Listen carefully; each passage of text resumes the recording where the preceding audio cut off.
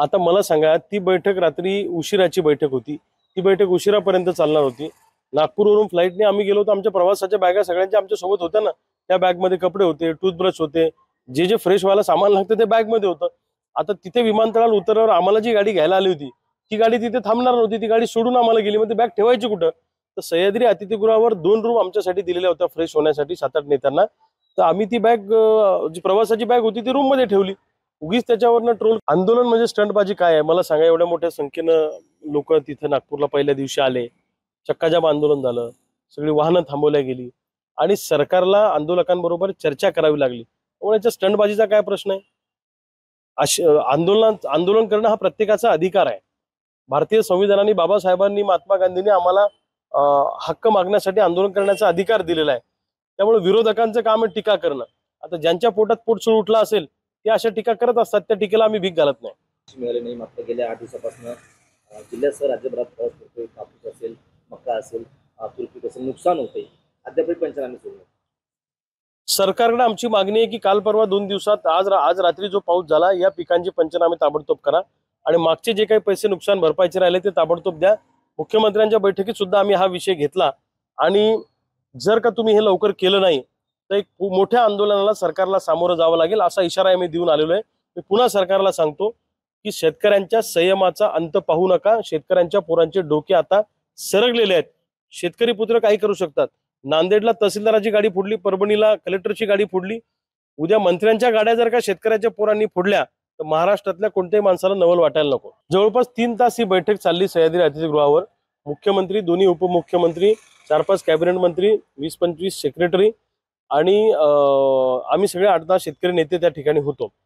या बैठकीमध्ये पहिले 2 तास तर तारखेवरूनच घमासान चालला, प्रचंड खडाजंगी झाली, 2 वेळा बैठक तुटण्याची परिस्थिती आली।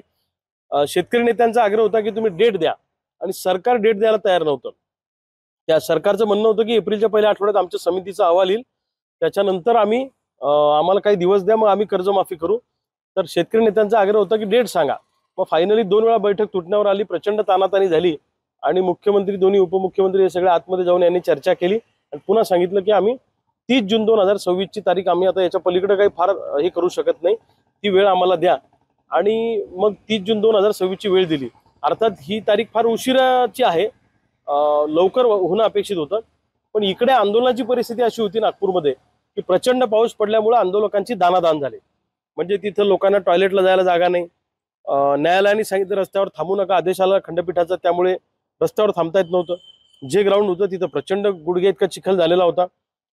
दिव्यांग बांधवांची संख्या मोठ्या प्रमाणामध्ये होती, त्यामुळे तिथेही आंदोलन पुढे नेताना काही मर्यादा होत्या आणि अशा परिस्थितीमध्ये काही ना काही निर्णय घेणं अपेक्षित होतं।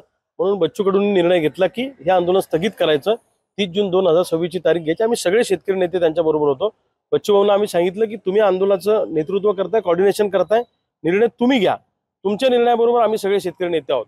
आणि त्यांनी निर्णय घेतला। आम्ही सगळ्यांनी त्यांना सांगितलं की ठीक आहे, काही हरकत नाही, कारण आंदोलन पुढे न्यायला पण मर्यादा आलेल्या होत्या। तुम्ही सरकारच्या निर्णयावर समाधानी आहात? कारण 30 जून तारीख खूप दूर झाली असं काही शेतकरी नेत्यांचं म्हणणं आहे। नाही, असं आहे, आम्हाला तर आंदोलकांना असं वाटत होतं की लगेच 4-8 दिवसातच कर्जमाफी झाली पाहिजे, 4 दिवसात, हे तर प्रत्येकाला वाटतं। पण आता तसं जर पाहिलं तर म्हणजे 100% आम्ही समाधानी कोणीच नाही आहोत। आम्हाला वाटत होतं 8-15 दिवसातच त्या निर्णय व्हावा। आम्ही 100% जिंकलो असंही, यश आलं असंही आम्ही म्हणत नाही। फक्त या आंदोलनामुळे सरकारला कर्जमाफीवर बोलावं लागलं आणि इन कॅमेरा सरकारने डेडलाईन दिली। हे आंदोलनाचं थोड्या प्रमाणात का होईना यश आहे। आंदोलन पुन्हा नव्यानं आम्ही उभं करू, ताकदीनं करू। जसं पुणतांब्याचं आंदोलन 2017 साली झालं आणि महाराष्ट्रातला सगळा शेतकरी रस्त्यावर उतरला होता। इकडे म्हणजे मुंबईला जाणारा भाजीपाला सुद्धा बंद केला होता, तेव्हा एक कर्जमाफी मिळाली त्या आंदोलनाने। त्या आंदोलनात या आंदोलनात फरक काय आहे तर हे जे नागपूरला आंदोलन झालं हे फक्त नागपूर पुरतच मर्यादित आंदोलन राहिलं। उर्वरित महाराष्ट्रातला शेतकरी त्या ताकदीने रस्त्यावर उतरला नाही। मला महाराष्ट्रातल्या शेतकऱ्यांनाही सांगायचं आहे की घरी बसून चालणार नाही। जेव्हा आता येणाऱ्या काळातलं मोठं आंदोलन आपलं पुन्हा एकदा कर्जमाफीचं उभं राहील किंवा शेतीमालाच्या भावाचं उभं राहील, या आंदोलनात महाराष्ट्रातल्या प्रत्येक गावातला पोरगा रस्त्यावर उतरला पाहिजे शेतकऱ्याचा, तरच सरकारला आपण झुकू शकतो। सह्याद्रीवर जी मीटिंग झाली एक तर ती मीटिंग 1 तास उशिरा सुरू झाली। 7ची मीटिंग 8ला सुरू झाली। मुख्यमंत्री, दोन्ही उपमुख्यमंत्री, 4-5 मंत्री आणि सेक्रेटरी सगळे त्या बैठकीला होते। आमच्या शेतकरी नेत्यांचं 7-8 लोकांचं शिष्टमंडळी त्या बैठकीत होतं. पहिले 2 तास तर तारखेवरूनच खडाजंगी झाली. आमच्या सगळ्या शेतकरी नेत्यांचा आग्रह होता की तुम्ही तारीख द्या, कर्जमाफी करता म्हणजे 2029ला करणार का? मग तारखेवर ते तयार नव्हते. एप्रिलच्या पहिल्या आठवड्यामध्ये समितीचा अहवाल येईल आणि मग आम्ही निर्णय घेऊ. समिती काय काम करेल? तर समिती वर्गीकरण करेल की कोणत्या शेतकऱ्यांना कर्जमाफी द्यायची, कोणाला द्यायची नाही. उदाहरणार्थ शहराच्या आसपास जमिनी असणाऱ्या लोकांच्या प्लॉटिंगच्या जमिनी आहेत त्यांना द्यायची नाही, लोकप्रतिनिधींना द्यायची नाही, ज्यांना पेन्शन आहे त्यांना द्यायची नाही, कर्मचाऱ्यांना अधिकाऱ्यांना द्यायची नाही. असं वर्गीकरण आम्हाला करायचंय.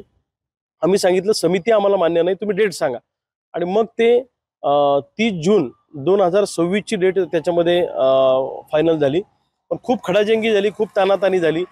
आणि इकडे आंदोलनाची परिस्थिती अशी होती की एक तर पावसामुळं दानादान झाली तिथे, पाऊस पडल्यामुळे, आणि न्यायालयाने रस्ता मोकळा करा असं सांगितलं. त्यामुळे रस्त्यावर थांबता येत नव्हतं. जिथे सभा होती तिथं चिखल होता मैदानावर, तिथे थांबता येत नव्हतं. त्यामुळे आंदोलकांची दानादान उडली. दिव्यांग बांधव जास्त होते त्यामुळे त्यांची खूप फजिती झाली.